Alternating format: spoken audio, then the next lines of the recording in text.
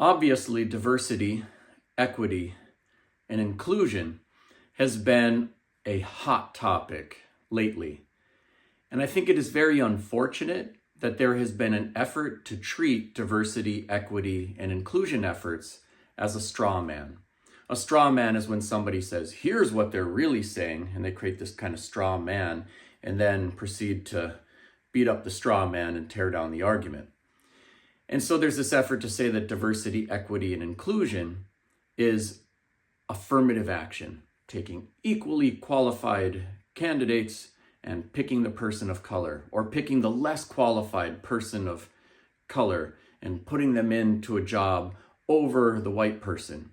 There's been an effort to redefine it as didn't earn it and so forth. And all of that is both incorrect and really quite harmful. Diversity, equity, and inclusion is about a broad array of efforts to address all kinds of inequities. It is part of the effort to just get elevators in buildings so that people who have an issue and need to get a wheelchair into the building can still get access. It includes having cutouts for curbs. It includes efforts at gender equality, and some of these intersect with policy efforts, and some of these intersect with practices, and so forth.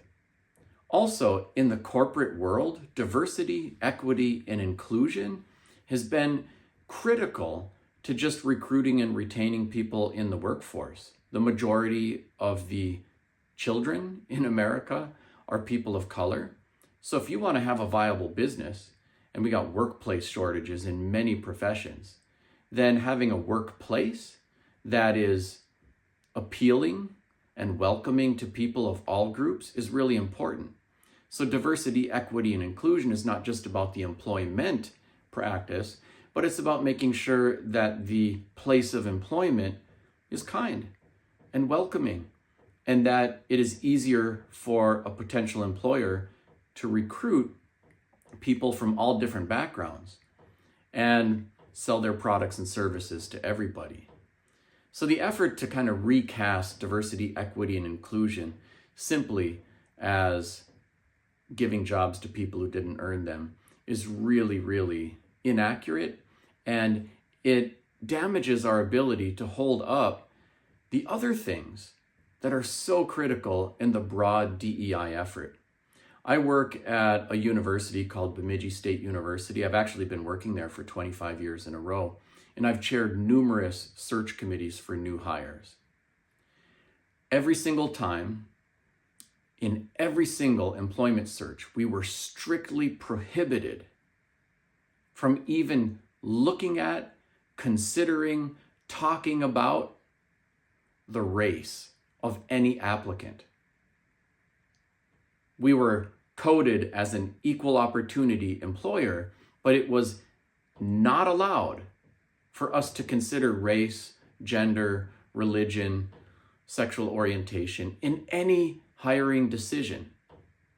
And to cast the way that we went about doing our business as giving jobs to people who didn't earn it is not just a sour grapes disposition, it is inaccurate and serves to undermine the integrity of our very fair employment practices. They would even take the rating sheets from every single person on every single search committee, compile them and file them with HR, and the HR representative would have to go through each rating sheet to make sure that nobody was exerting influence based upon race, gender, or anything else.